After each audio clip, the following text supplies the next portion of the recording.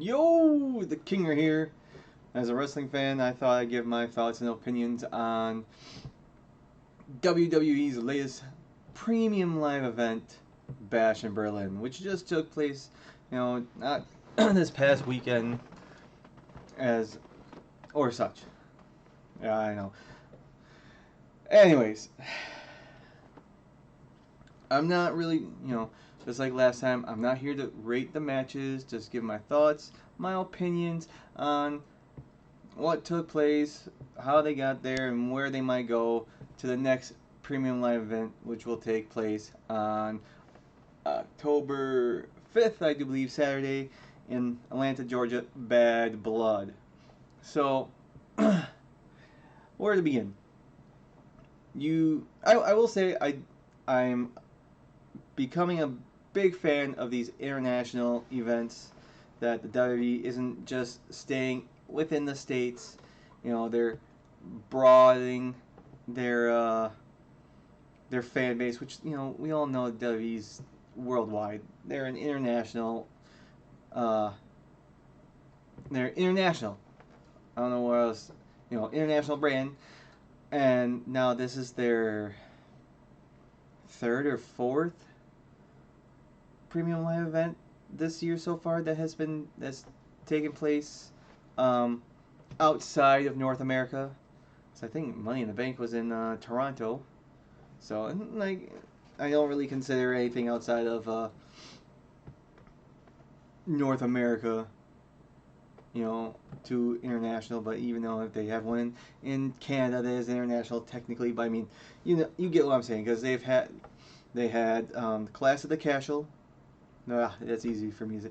Clash at the Castle in Scotland. They had Backlash in France, and now they've had Bash in Berlin, and I'm pretty sure they were in Saudi Arabia just before WrestleMania. So I mean, but just given that opportunity for international fans to see, quality, live events and potential title changes. You can't call him world champion if the titles don't change on international soil.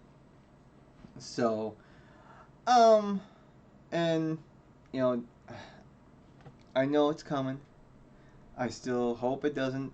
I hope that the four major events stay in stateside, or they can go to Canada. Um, when it comes to the Royal Rumble, WrestleMania, SummerSlam, and Survivor Series.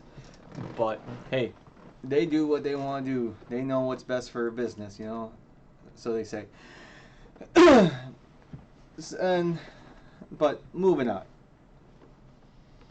So there was 5 matches on the card. You know, it's they always take quality over quantity, and I rather have the quality of the match. I would rather have 5 good, well-rounded matches than say 8 or 9 matches on the card that only 1 or 2 shine, you know, and the other ones are just dog crap. And let's see, should I run down the card first? Sure, yeah. Okay, so there was 3 title matches, 2 grudge matches. We had the WWE Championship, Cody Rhodes defending against his ally, his friend, his buddy, Kevin Owens. We had the WWE Women's Tag Team Championship on the line as the champions, the unholy union of, was it Abba Fire and Dawn, yeah, something like that. I forget her first name. Taking on the former champions, Jade Cargill and Bianca Belair. We had a strap match between CM Punk and Drew McIntyre. We had a mixed tag team match featuring the Terror Twins, Priest and Rip, Rhea Ripley. Oh, I don't know why I'm forgetting names. Damian Priest. Oh, jeez. Damian Priest and Rhea Ripley versus Judgment Days, Dominic Mysterio, and the World Women's Champion, Liv Morgan. And our main event, or the World Heavyweight Champion, Gunther defending his title against Randy Orton. Now, as a whole, I felt the Premium Live event, pay-per-view, whatever you want to call it, the event, Bash in Berlin, was par, maybe above par. Nothing too exciting, nothing too dramatic, and nothing, that caught me off guard. It was more well-rounded. All the matches were decent, okay. Nothing to brag about, but let's see. 4 of the 5 for sure gave you good storytelling and give you plenty of potential what's to come in the next few months or such, leading up to, say, Survivor Series or the Royal Rumble. Hell, even WrestleMania potentially. And and not, like I said, none of the matches, I mean, really distinguish themselves too much. I don't know if that's the right word to say, and I might be just rambling now. Let's just move on. Start with the first match on the card. How we got here, and where we might go. First match was Cody Rhodes defending his title, WWE Championship, against Kevin Owens. After successfully defending the title against Solo Sikoa at Survivor SummerSlam,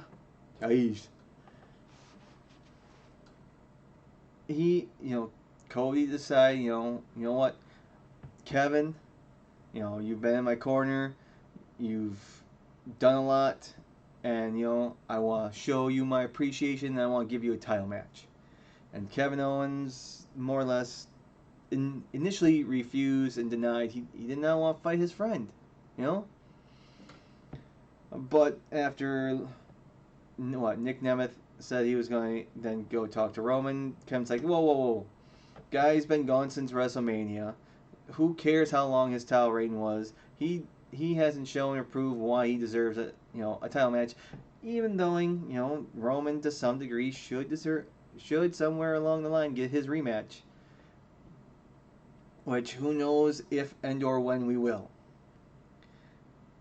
And that's a tale for a different story, because Roman will or if finally gets his rematch against Cody, but we all know the bloodline will interfere and cost Roman, and we get that bloodline Civil War 2.0.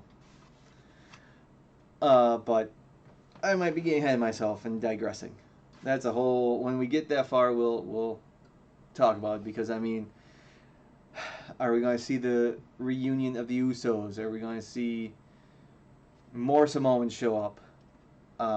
Who's going to be on Roman's side? But like I said, I digress. Basically, then, so Kevin then accepted after saying to Nick Aldis. Did I say Nemeth earlier? Probably. Whatever. Telling Aldis, no, okay, fine, I accept. And then we got a deep dive in Kevin's past, how he has turned on his friends or allies in the past before. May it be Sami Zayn in the WWE or in the Indies. Chris Jericho. Who else did they say? Dang it. No, I'm trying to think. I mean, he turned down Kofi, but he said, Kofi didn't deserve it. Everyone else had. and they list a few other names. Um, so and Cody, get out Cody, but more or less everyone's playing that Kevin's going turn on Cody, and so on and so forth. And Kevin just trying to keep his cool, saying it's not going to happen. Let's just have the match. So here we are, Bash in Berlin. They had a match. The match was pretty decent, like I said. There was opportunities that Kevin Owens could have gotten those cheap shots in at Cody, because apparently Cody hurt his knee. It showed in the match. And Kevin initially didn't want to take advantage of it. He did at one point. But in the end, Cody, was successful and retained the title. Kevin looked like he hated himself. And if it seemed like Kevin Owens, he didn't really want this match. He didn't want to fight Cody because it's not either time to turn on him, or it's like, this is your time, so on and so forth. My time will come later. Or also was like, what? Kevin blew the opportunity. If he did those cheap shots, he could have won, but he didn't, and he stood firm and wanted to stay at Cody's side to get rid of the bloodline of Solo, Tama Tonga, Tonga Loa, and Jacob Fatu. So, where do we go from here? Like I said, Bad Blood, that's a month away. That's in Atlanta. That's in Cody's home state, basically hometown.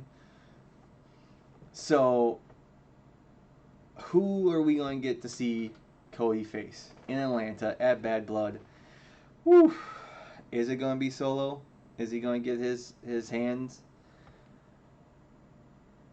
But with the title like Bad Blood, I mean, there's rumors, and I'll probably talk more about it too, that that we're going to get Randy Orton. Randy Orton's going to turn on Cody.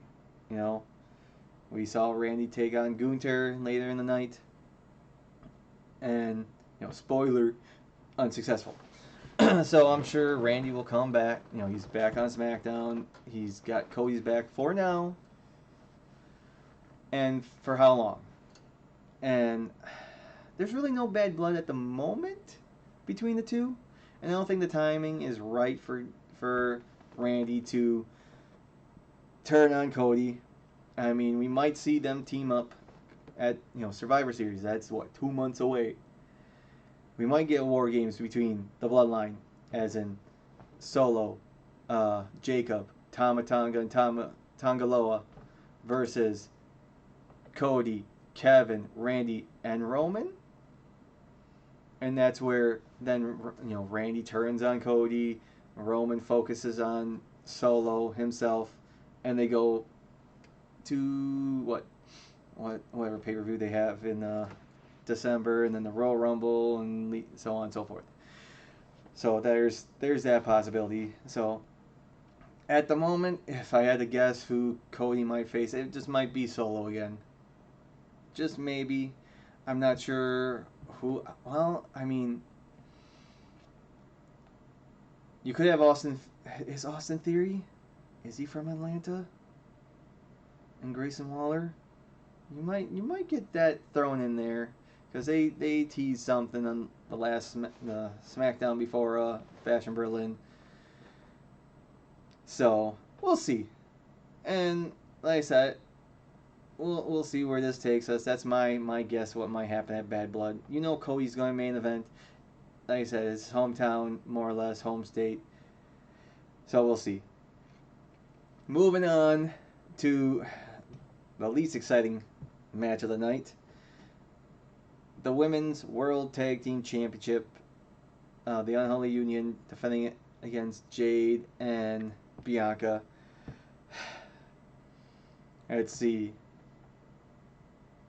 Fire and Dawn won the titles. When was that? Back in May when they won him in France when at Bash, or no, they didn't win it at Backlash. They won Clash at the Castle in Scotland. Um, because they're I don't know if they're both from England, the UK, exactly. But anyways, they won it in a triple threat match. Was it Damage Control in there too? I forget. You know, even knowing there's not that many women tag teams in the WWE, and how else, I'm going to emphasize this almost every single time.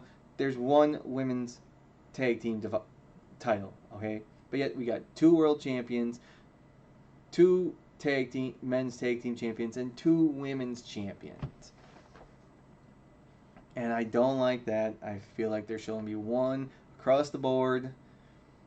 You have your tier system, but yet, being a hypocrite, I like the U.S. title, I like the Intercontinental title, and keep those as brand champions somewhat. But then, oh man, why don't you have a second-year championship for the women's? Well, the women's division's not that overwhelming like the men's. But I digress. No surprise here to some extent. We got Jade and Bianca winning the titles back. Fairly, you could say. But I don't know what else much to say about this match. I don't know who's going to be the next contenders. I mean, I can barely name like 4 other teams, legit women tag teams in the WWE. I mean, you have Piper Niven and Chelsea Green. You have Damage Control. You have, I don't even know what their name is, but the group of Sonya Deville, Shayna Baszler, and Zoe Starks. So, I mean, that's 3 teams right there already. You have the Unholy Union. That's 4. And then you have the champions themselves, Jade and Bianca. So, I don't know. This is just something just to please somebody, a small percentage of the crowd. But, try to help expand the women's division too, I guess. Oh, and like I said, I don't know where they're going from here.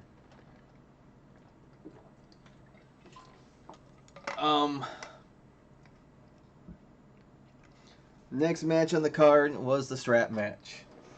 And I was dead wrong. I don't know why to some extent. I should have known better that this feud between McIntyre and Punk wasn't going to be just one match. Because I thought Punk was going to go and take on Rollins and so on and so forth. But yet, I should have realized, I should have known better, correct myself, because McIntyre got the bracelet, the friendship bracelet. It's all about that bracelet, which is so funny. Here we got 2 grown men fighting over a bracelet to some extent. But, it's a strap match, so... Which, I mean, your typical 3-match... I don't even want to say typical. Your average 3-stage match between, a heel and a babyface is typically you have your normal match, your 1v1. The second one might have a stipulation or two, but it's usually another normal match. But then your third match usually has a stipulation for sure. But they did kind of wonky with the special guests at SummerSlam. Now it's a strap match. You basically got beat the living crap out of your opponent, but yet you also got to drag them from corner to corner as you be the first person to touch each corner consecutively without interruption. And, I mean, it's an interesting concept. It's not, I mean, no, I don't think dog collar matches are the same. I think dog collar, dog collar, you're instead of around the wrist with a strap, you have a dog chain and a neck, a leash, and you just beat the living crap out of each other until the other one, gives up, pins, or submits. Here you got tag the corners. And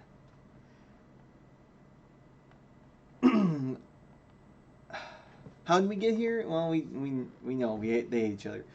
The match itself was like I said, it was okay, it was decent. It was mainly focused on violence, beating the crap out of each other, using the straps, slapping each other until they're unconscious. And we've had there was several moments, Punk looked like he was gonna start hitting turnbuckles, but then you know what? No, I want McIntyre to be punished more, and just whip him like a dog, or a mule, or whatever. Same thing with McIntyre, and I mean, the match spilled outside, and I mean, it wasn't. There was no. No, not, I don't want to say suspense. What? I don't even know what word I'm looking for. Um, we didn't even see the. I was the. Oh. I don't want to say typical. The fancy finish where the heel is beating the crap out of the babyface and have him choked out, passed out, whatever. And when the heel thing, he's did everything he could to the babyface, start tagging the corners, but doesn't realize that the babyface is semi-conscious as he's right behind him tagging the corners too. So it's 1-1, 2-2, 3-3, and just as the heel realizes, oh man, my opponent is taking the corners too, and it's 3-3. And then you have that struggle that gets to the fourth one, and the heel yanks the baby face into him, and the baby face comes flying in. The heel ducks, baby face tags the corner, they win. We didn't get that, thankfully. I will say I did not really care for the ending for the match between Punk and McIntyre, because it was mainly Punk hit the go to sleep, then tag the corner, hit go to sleep, tag the next corner, hit the go to sleep, tag the third corner, hit go to sleep. But then he grabbed his bracelet and tagged the fourth one. Boom. And now the series is tied 1-1. And we know we're going to get a third match. And I think it's got to be. It's got to be Hell in a Cell. I mean, the next event is what? Bad Blood. Okay? What happened? Oh, now I gotta do quick math. 97. That's fudge monkeys. 24. 27 years ago. It's already been 27 years. At the first Bad Blood in your house. Okay? And when we had Hell in a Cell.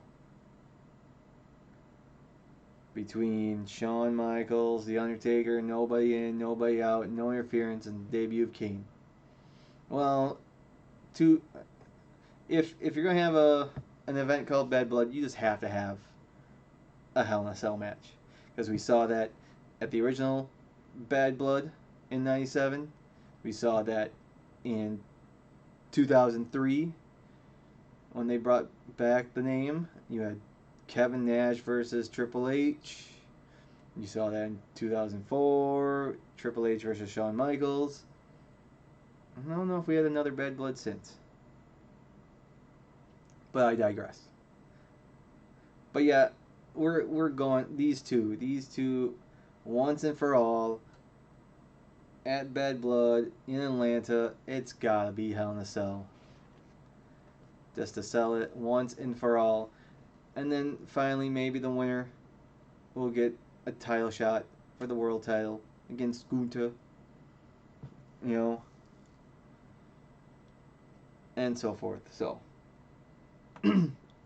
we move on. We got 2 matches left to discuss, and then what we might see at Bad Blood some more.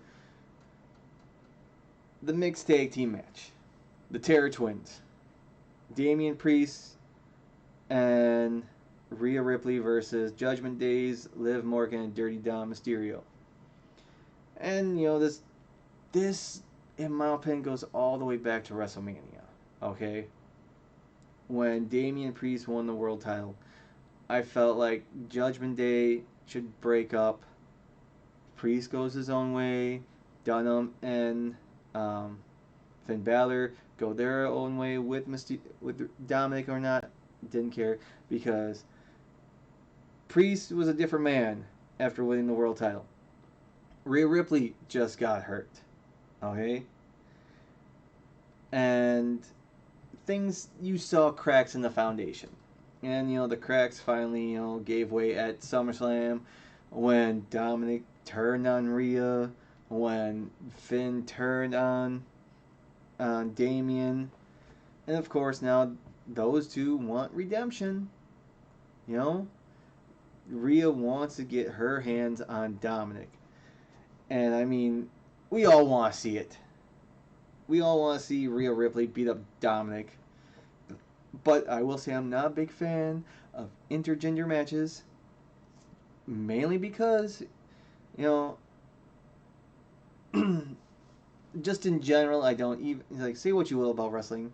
Oh, it's all fake. It's okay. Blah this, blah that. It's like, I don't want to see an intergender match.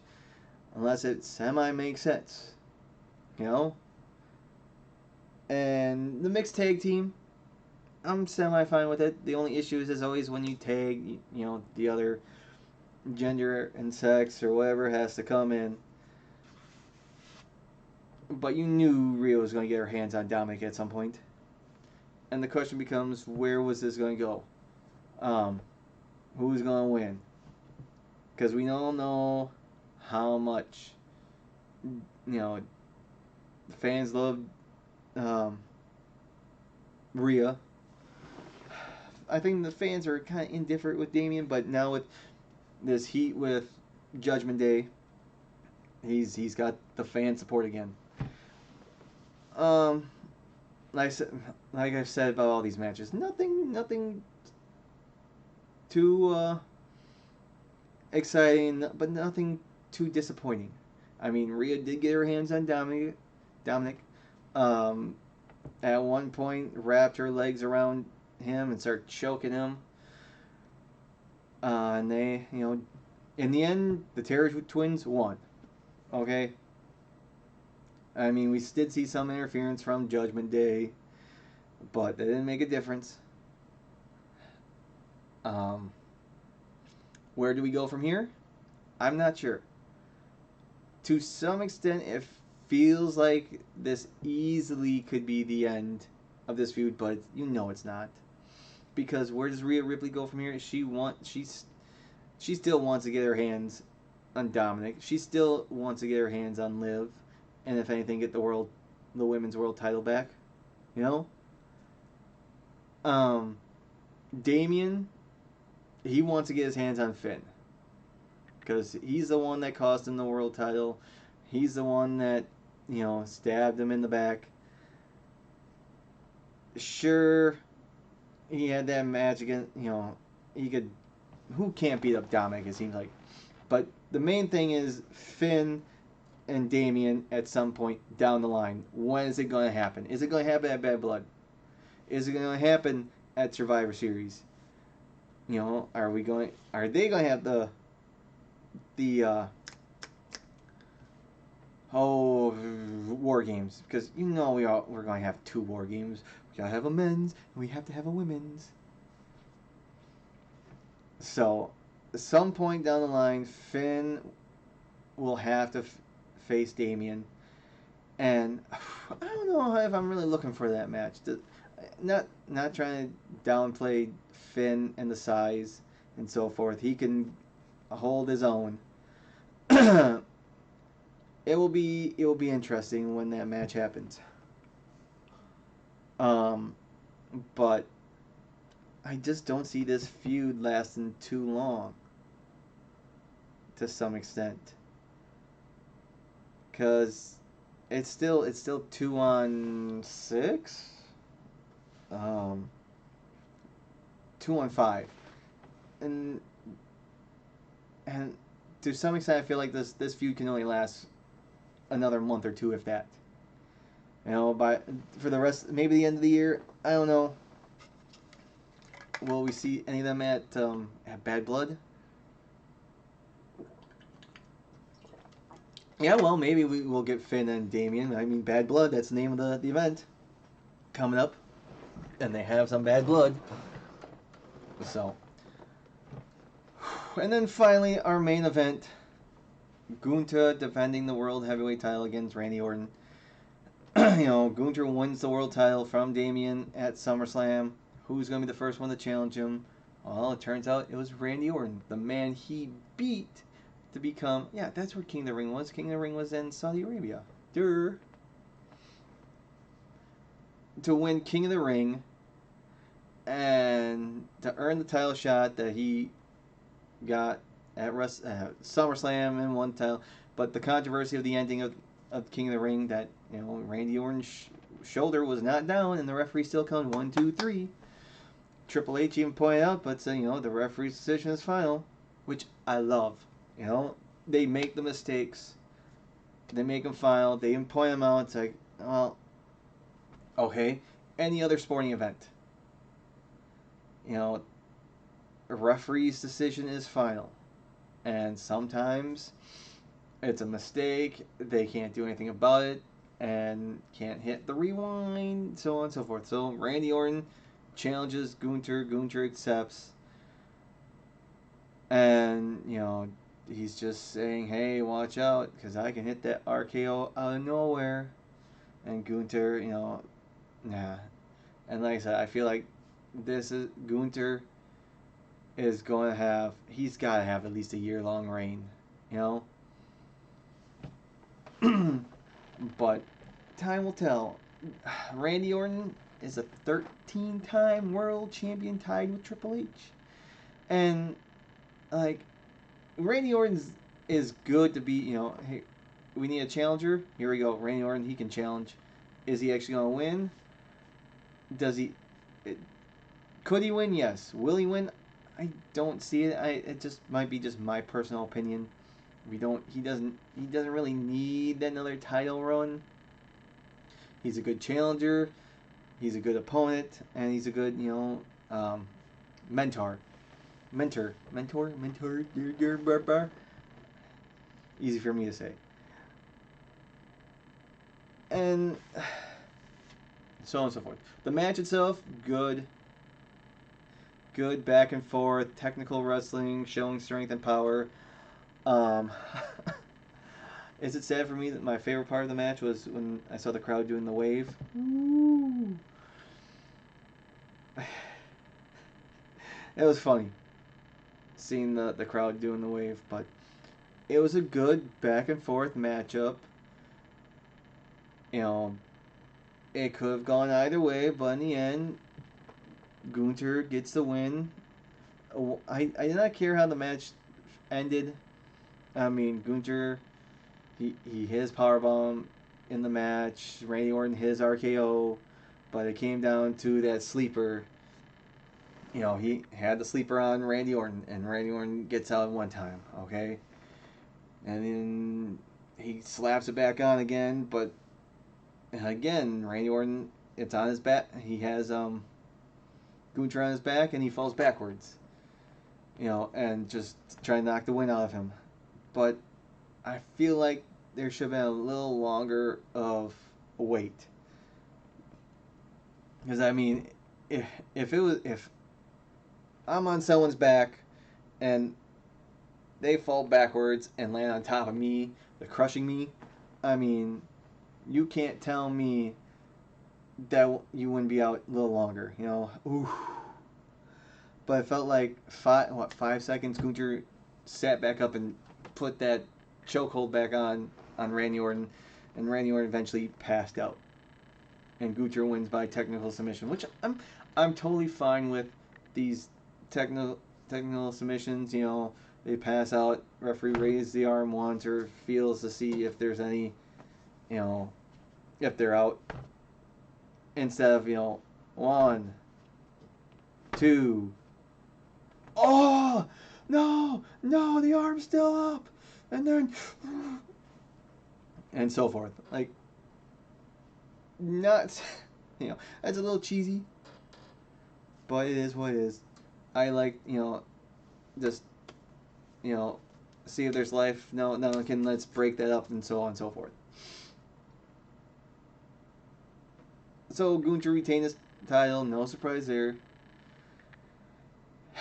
And then where do we go from here? Do we even see Gunther defend his title at Bad Blood? Maybe. I mean, not every title needs to be defended on every live event or PLE, whatever. Obviously, we didn't see the Intercontinental title. We didn't see the United States title, even though the U.S. title was defended on SmackDown the night before. None of the tag team matches were on the line either. So I'm not sure. I'm not sure who's going to be in line next for the World Heavyweight title. I mean, right now they have a tournament going for the Intercontinental #1 contendership for Braun Breaker, and I'm sure Braun Breaker will defend his title at Bad Blood because, you know, he's from Georgia. You know? So, I mean, those hometown boys, they're going to get their time to shine, and I don't see Braun Breaker losing the IC title anytime soon either. So I'm sure that title will be on the line at Bad Blood. Um, Cody Rhodes WWE title, World Heavyweight title, I'm not sure. Maybe one of the women's championships will be on the line too. You know, you don't need a card, just nothing but championships on the line. 2 or 3, and if you have 6 matches, you gotta get some grudge matches in there, thrown in there, here and there, and so on and so forth. So, I don't know. But like I said, I think the biggest grudge match that will take place at Bad Blood will be Punk versus McIntyre, Hell in a Cell. Are we going to get Cody versus Solo again?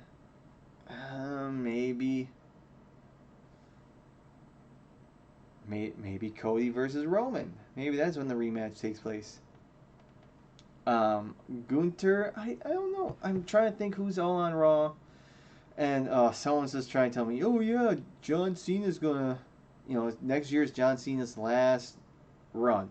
Okay, his calendar's cleared open. He's ready to go from January 1st to December 31st of 2025 on his farewell tour. And someone's trying to tell me that, you know, he's gonna beat Gunther, become the 17-time world champion. And if that happens, I will not be a happy camper. Okay, John Cena does not need another title run, especially being Gunther. Okay, it just will bring back the moniker that, you know, John Cena doesn't put anyone over. John Cena likes to bury the younger talent, even though Gunther's not that much younger. So, we'll see what matches develop between now and Bad Blood, and we'll probably do it all again in a month or so, and then we go from there. I mean, it's an exciting time to be a wrestling fan. I mean, there's all these other shows, other promotions out there, and like I said, I watch a lot of wrestling, but we all know WWE is #1. They are the king. So, that's about it. That's all I have on my mind. I just appreciate if you tuned in to watch. Thanks for watching. And maybe see you in a month when we do this again for Bad Blood. But until then, adios, muchachos.